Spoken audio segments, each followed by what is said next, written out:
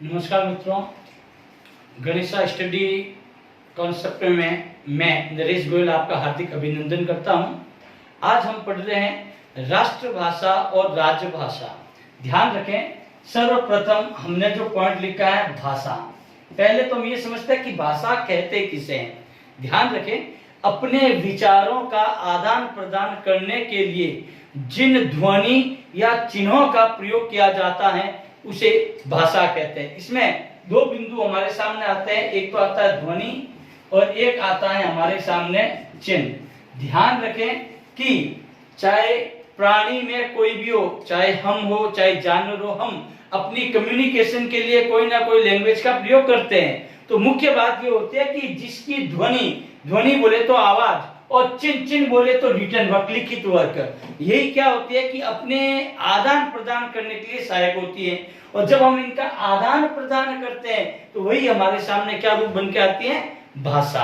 अब देखिए कि भाषा की जब हम बात करते हैं तो सबसे पहले अपनी आती है एक तो मातृभाषा, जिसको हम कहते हैं मदर टंग। क्या कहते हैं? Mother tongue. क्योंकि हर व्यक्ति की अपनी मातृभाषा होती है, ये विशेष ध्यान रखें। दूसरी चीज, जैसे कि अगर मैं बात करूं मित्रों जोधपुर की, तो जोधपुर की मातृभाषा की बात करें हम जोधपुर की, तो जोधपुर वाला कैंडिडेट श को श कभी नहीं कहेगा, वो श को ह ही कहेगा।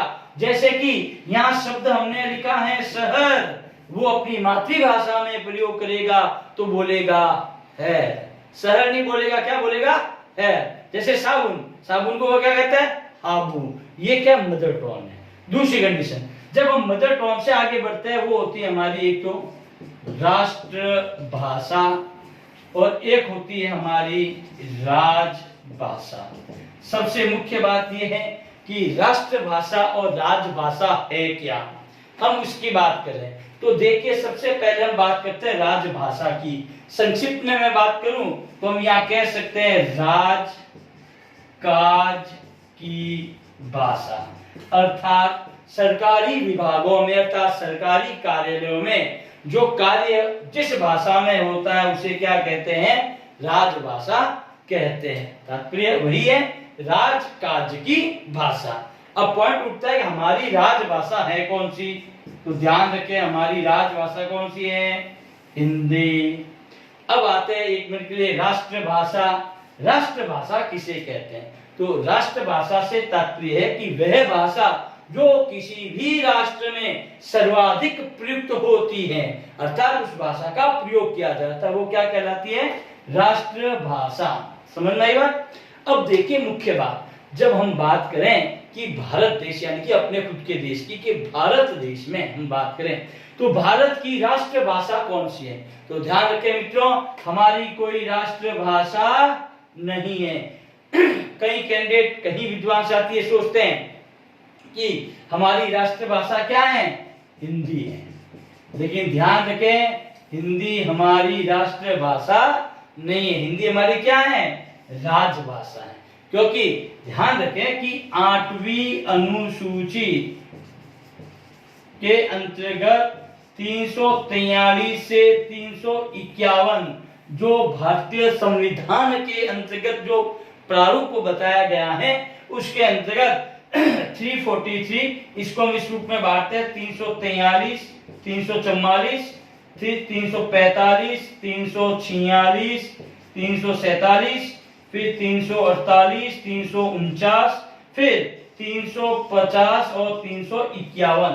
यह हम देख सकते हैं कि 4 भागों में हम इसको बांटा है, इसलिए इसको कहते हैं भाग फर्स्ट, भाग सेकंड, भाग थर्ड और भाग फोर्थ। और सबसे पावरफुल हम जब बात करते हैं तो वो होता है 343 के अंतर्गत ये प्रश्न बनता है कि भारत की यानी कि अपनी जो राजभाषा है वो कौन सी है।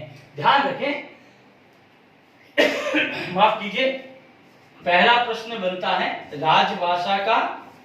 उसके अंतर्गत ये पहला प्रश्न है कि हिंदी को राजभाषा के रूप में, हिंदी को राजभाषा के रूप में घोषित किया गया, घोषित किया गया। पहला प्रश्न विशेष ध्यान रखें, हिंदी को राजभाषा के रूप में घोषित किया गया? दूसरा प्रश्न होता है लागू का।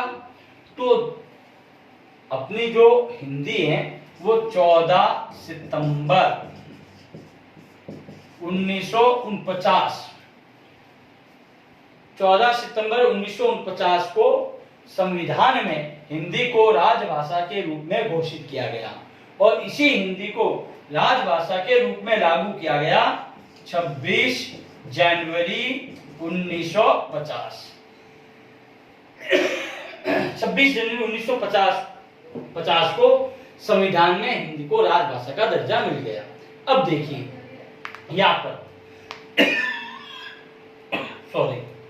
यहाँ हम बात करते हैं कि इसी 26 जनवरी 1950 को ये बताया गया कि हिंदी हमारी राजभाषा होगी, लेकिन अगले 15 वर्षों तक, याद रहे, अगले 15 वर्षों तक हिंदी राजभाषा के सहायक भाषा कौन सी होगी? अंग्रेजी। कितने वर्ष? 15 वर्ष, यानी कि 1965 तक। यानी कि हिंदी के साथ साथ सहायक भाषा कौन सी होगी? अंग्रेजी। यानी कि 1965 तक हम हिंदी के साथ साथ सहायक भाषा के रूप में अंग्रेजी का प्रयोग करेंगे, क्योंकि हमारा देश जब आजाद हुआ उससे पहले की हम बात करें तो उस समय किसका शासन था?